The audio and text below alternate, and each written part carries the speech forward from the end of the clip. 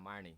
Ganari binjini echi kaganya pundu ipina kuna with your pakarni, ngai tangi wilda Gana Narrunga Warangumio. Firstly, I want to introduce myself. My name is Vincent Buckskin, but everybody knows me as Jack.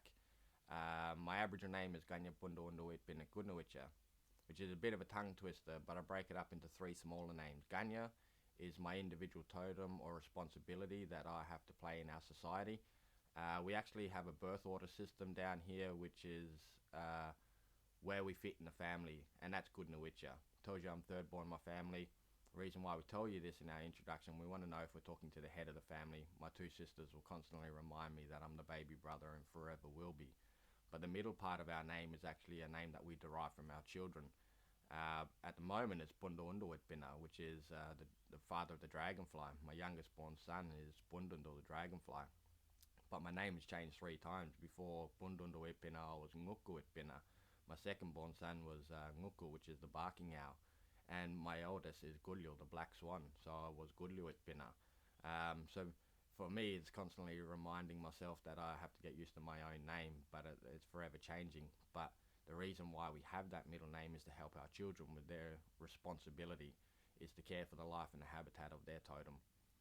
I get the opportunity to welcome you onto country here today. Marawachang ngadulku bukyana, borkana, kumagana mini yalara, ngawangandi mani nubudni ngadulku yartana, yaji yarta ngadultana ganya takandi, ngadulku kumada yaitami and a kumada yartana ngadultakandi.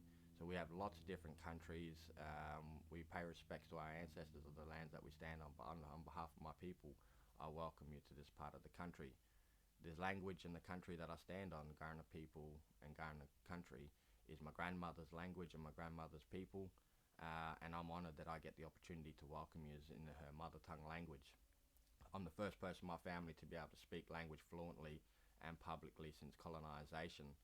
I've been a teacher for around about 15 years and encourage people to utilise as much language as possible. We already have language written in our lands in place names, so the understanding the place names gives you a better understanding of the area that you're living in. But they've become so much of the norm that we don't even think about utilising Kaurna language. It's become a suburb, and it's what people are known as.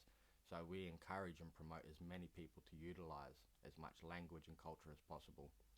So for the reason that I welcome you onto country, we're also talking about this conference, and this conference is known as a Thirst for Action. We've also incorporated language into this, and we call Kundawapu Apatitja. Now, Kundawapu Apatitja in language just means a thirst for action. And to see names, dual named for conferences, for places, whatever it may be, encourages people to utilise the language of the area that they're living in. Today we're obviously based in Kaurna country, so we're using Kaurna language. But we all live and come from different lands, and I also pay respects to Aboriginal people that come from different lands and live here.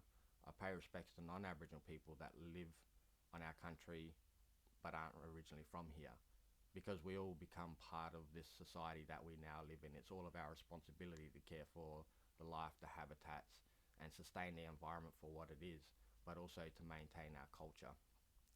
So in saying that, I welcome you to country, and I welcome to you to this country. Mani na Budni, which is welcome, and this conference again, we know it as Kundawaputitja. Now, Kundawaputitja is a thirst for action. Enjoy the rest of your time. Remember, it's all of our responsibility to care for the country, care for our life, and continue to work this journey together.